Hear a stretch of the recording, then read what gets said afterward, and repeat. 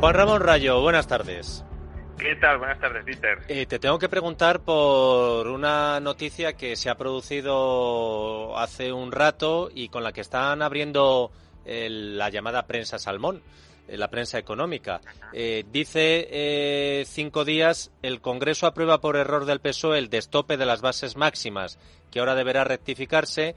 Dice Expansión, por ejemplo, el Congreso elimina por error del PSOE el tope máximo de las cotizaciones a la Seguridad Social. Unidas Podemos ha logrado incorporar 5 enmiendas al proyecto de ley de planes de pensiones de empleo, entre ellas la que elimina el límite máximo en las bases de cotización a la Seguridad Social. El PSOE dice que se ha equivocado en la votación.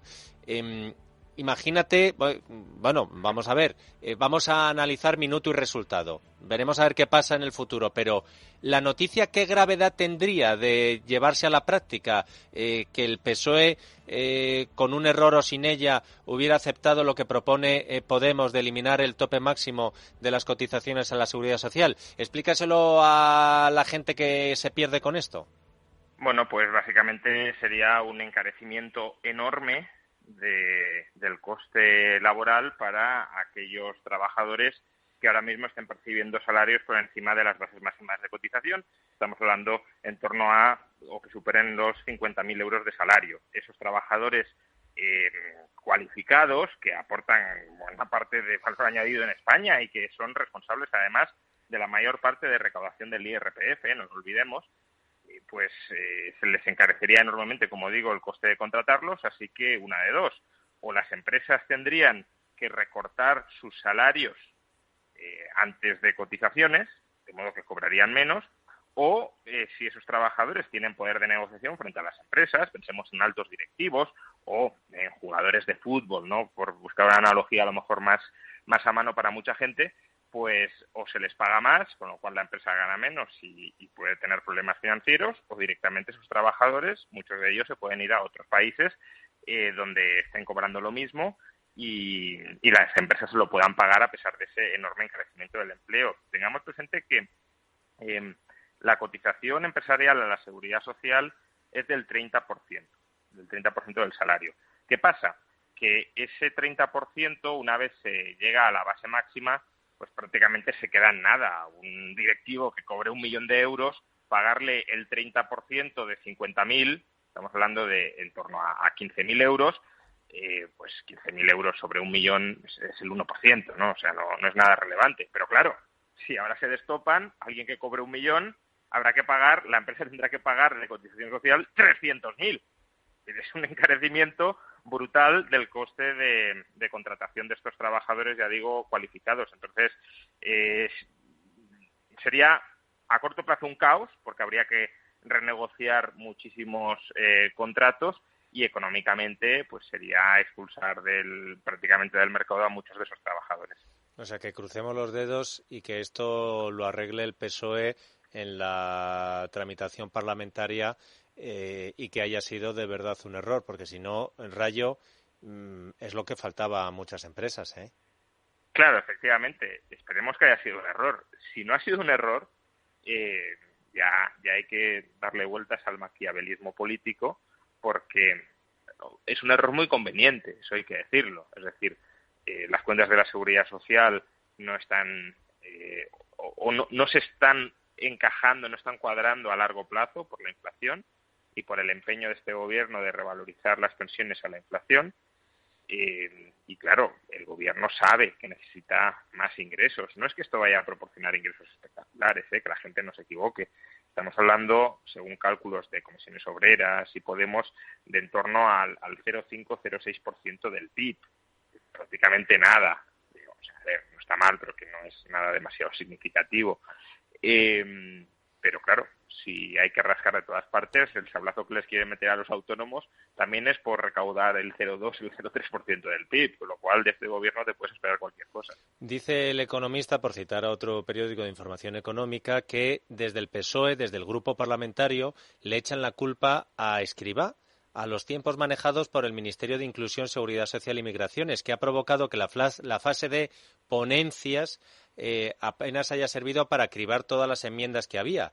Y que, claro, con los tiempos que se ha manejado y la tardanza, la cantidad de medidas que ha llegado a la votación alargó hasta casi las 5 de la tarde. Y por error, el PSOE votó a favor de incluir un bloque de enmiendas propuestas por Unidas Podemos que incluía ese destope de las bases máximas de la cotización. Luego han dicho, por favor, que se repita la votación, pero ¿sabes quién presidía la comisión, Rayo? Podemos. Y ha dicho, ¿repetir qué? Dice, aquí no se repite nada. Y entonces dice el economista, fuentes parlamentarias del PSOE, de la propia formación morada, criticaban que a la votación han llegado enmiendas transaccionales totalmente contradictorias, que se han aceptado por falta de tiempo y de trabajo previo de la cartera de José Luis Escrivá. Además, llaman a no poner el foco sobre los diputados socialistas y apuntan directamente al ministerio. Así que esperemos que cuando tengan tiempo de saber lo que votan, la cosa Básicamente. se Bueno, esto también pone de manifiesto el tipo de leyes que se aprueban en este país. Es decir, el legislador vota sin saber muy bien qué está votando porque ni se lo leen, ni se lo estudian, ni piensan las consecuencias. Incluso esto, que es algo muy flagrante, muy tosco incluso, pues se les puede colar y ni se enteran. Imaginemos detallitos más pequeños, letra pequeña, que a lo mejor son privilegios importantes para alguna persona concreta, pero que lo han colado así de refilón y pasa desapercibido, o si no pasa desapercibido no dicen nada y pasa desapercibido para los demás. Bueno, antes de preguntarte por la siguiente cuestión, te tengo que advertir. Por decir lo que piensa, el gobernador del Banco de España ha recibido hoy palos de la vicepresidenta y ministra de Trabajo, Yolanda Díaz. Así que tú verás lo que haces, porque si no ha tenido miramientos con el gobernador del Banco de España, imagínate contigo, Rayo.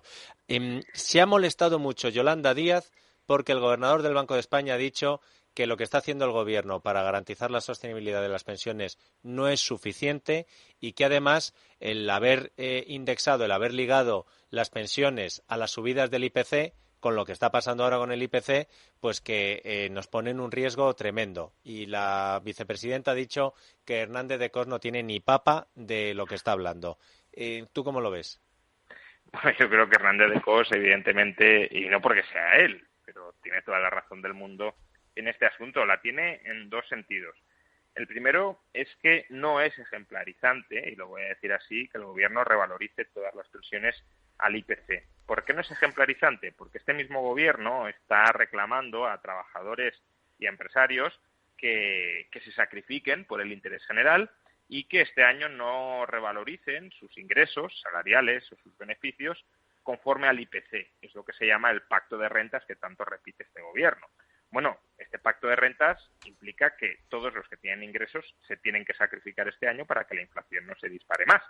Pero el gobierno, que controla directamente la transferencia de rentas a al menos 10 millones de personas, los 10 millones de pensionistas, ya ha dicho que a esos 10 millones de personas, un tercio de todos los que perciben ingresos en este país, no los va a someter al pacto de rentas.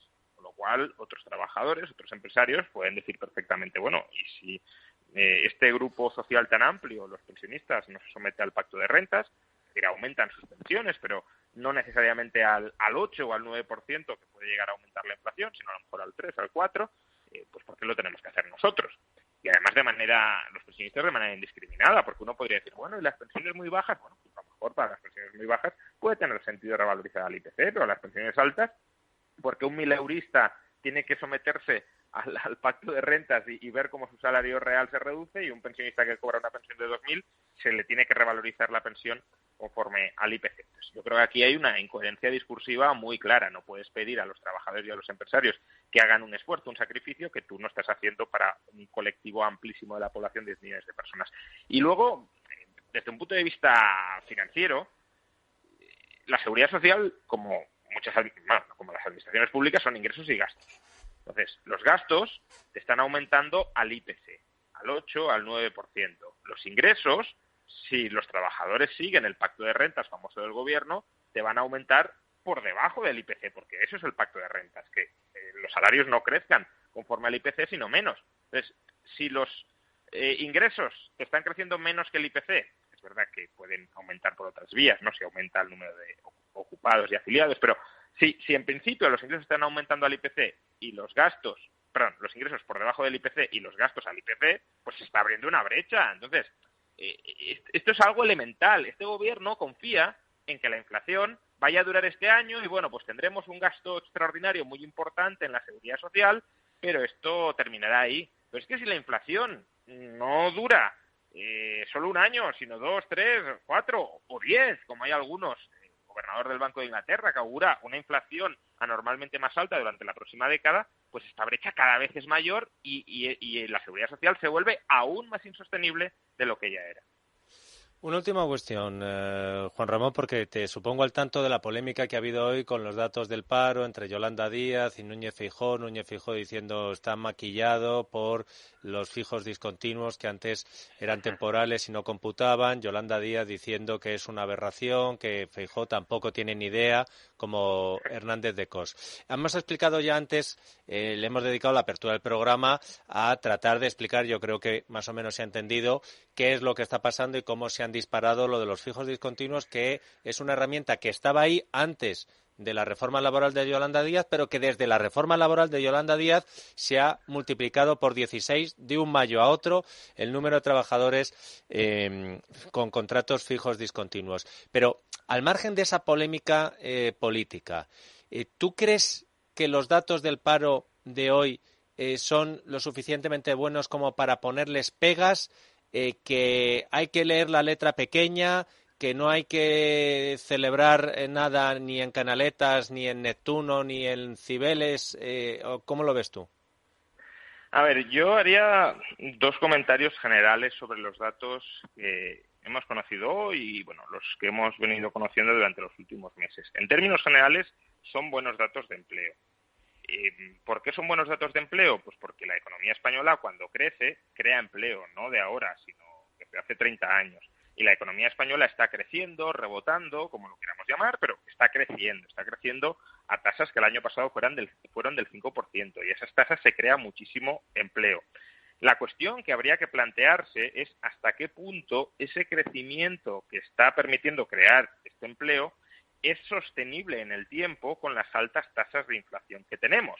Porque en economía sabemos que cuando las economías se recalientan, se suele crear mucho empleo y suelen subir mucho los precios. Entonces, ahora tenemos un escenario donde, al menos en función de estos dos datos, empleo e inflación, parece como que hay un recalentamiento económico. Se crea empleo, mucho empleo, y los precios suben mucho. Y cuando hay recalentamiento económico, luego viene el enfriamiento, viene la subida de tipos de interés, que será necesaria porque se ha recalentado la economía, que es lo que explican los datos de empleo, y cuando suban los tipos de interés, pues a ver cuánto empleo se crea si la economía española no crece. Y claro, en ese momento me imagino que algunos dirán, íbamos muy bien, pero por culpa del Banco Central Europeo ahora ya no se crea tanto empleo. Bueno, es que si ahora se crea tanto empleo es porque el Banco Central Europeo está haciendo lo que no debería hacer, que es sobreestimular la economía con unos tipos de interés demasiado bajos. Ese sería el primer comentario general.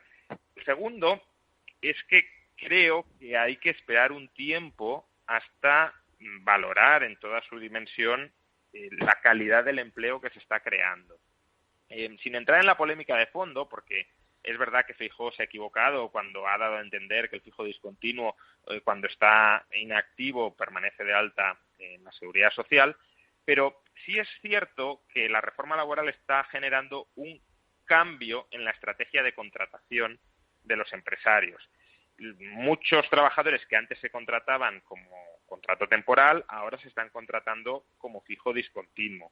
Y eso no significa que estén trabajando muchas horas. A lo mejor trabajan pocas horas, solo que bajo la cobertura, que ya hemos dicho en otros momentos que es preferible, de esa relación fijo discontinua. Pero es que también, como estáis publicando en Libre Mercado, hay trabajadores con contrato indefinido y a tiempo completo, no fijos discontinuos, que han firmado más de un contrato indefinido a lo largo del mes. Es decir, que a lo mejor firmaron un contrato indefinido que ha durado 2 semanas y luego han firmado otro. Entonces, esto lo que nos está indicando es que parte de la precariedad, entre comillas, de los contratos temporales anteriores se está trasladando a la precariedad, la nueva precariedad de los contratos indefinidos. ¿Cuánta es esa precariedad? Eso no lo sabemos todavía porque los datos de seguridad social no nos lo dicen. Para eso será mejor esperar a la EPA, porque la EPA sí nos dirá número de horas trabajadas, sí nos dirá puestos de trabajo equivalentes a tiempo completo, y ahí podremos ver si de verdad hay un salto muy importante en la cantidad de, ya no contratos, sino empleos indefinidos, es decir, puestos de trabajo que se mantienen en el tiempo y que no están interrumpiéndose, o que contrato a uno y lo despido y contrato a otro, o si se han consolidado estos empleos indefinidos y, por tanto, los contratos indefinidos reflejan la realidad económica. La alternativa, claro, es que estemos en una situación de rotación muy alta de las plantillas, pero que esa rotación ahora se articule, porque la reforma laboral no deja otra vía, se articule con la figura de los contratos indefinidos o fijos discontinuos indefinidos, y ya no tanto con contratos temporales. Juan Ramón Rayo, profesor de la Universidad Francisco Marroquín, muchas gracias por tu ayuda, como siempre. Muchas gracias, hasta la semana que viene.